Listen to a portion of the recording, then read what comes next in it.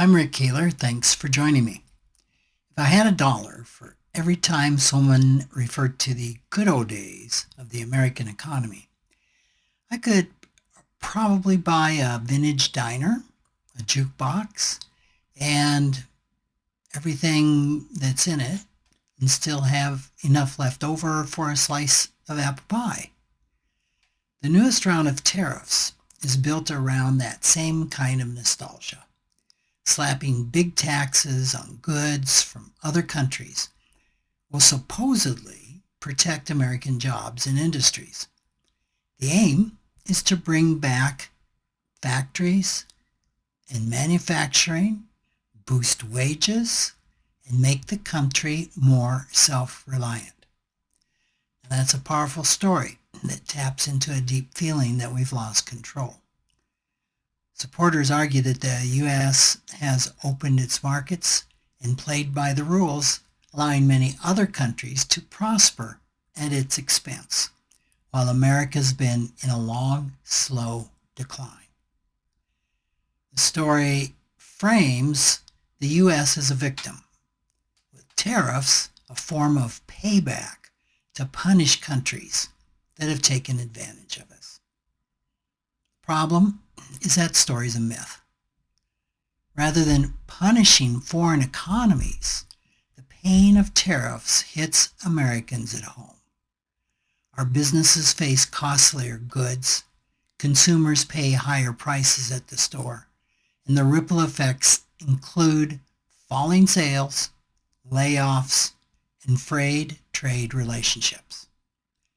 In addition, the U.S. economy has actually been booming, at least up until the time that the tariffs were announced.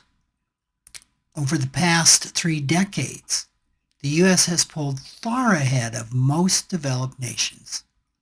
In 2008, the American economy was about the same size as the Eurozone's. Today, it's nearly twice as large. Wages have risen. Even the poorest U.S. state now has a higher per person income than countries like France, Japan, or the UK.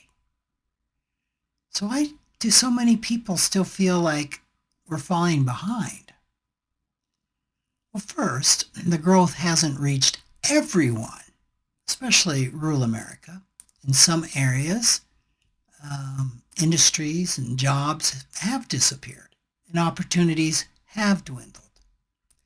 Second, many people who are doing okay themselves have bought into a powerful, repeated myth that things are going terribly for everyone else. This narrative takes hold in people's internal voices, the parts of themselves shaped by past pain, fear, or frustration. Tariffs then can feel like a way to stand up and take action. It makes perfect sense to want to relieve anxiety by shutting the world out and protecting what's left. Yet when we act from fear or anger without pausing to reflect, we tend to overcorrect or trade one set of problems for another. This is what many economists and business leaders see happening with tariffs. Even supporters of tariffs are beginning to admit they're a gamble. Many are still willing to take that gamble if it means restoring something they feel they've lost, a sense of purpose, security, and control. Reacting out of fear in this way is not likely to create lasting solutions. A more challenging but more productive approach would be to take time to listen with compassion to those inner voices, helping them to move past anxiety and find answers based in truth rather than myth.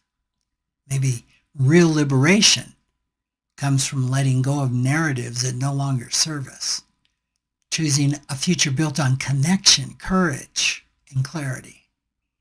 Because if we keep heading down an isolationist path, turning inward out of fear, future might not be the golden age we imagine. It might look a lot more like the actual 1950s, before the civil rights movement, before women fully entered the workplace, before the innovations that made the U.S. economy a global leader. A time more isolated, less equal, and far less dynamic than the one we've come to idealize. That's a version of the past we don't need to relive, no matter what nostalgic song is playing on the jukebox. Thanks for listening.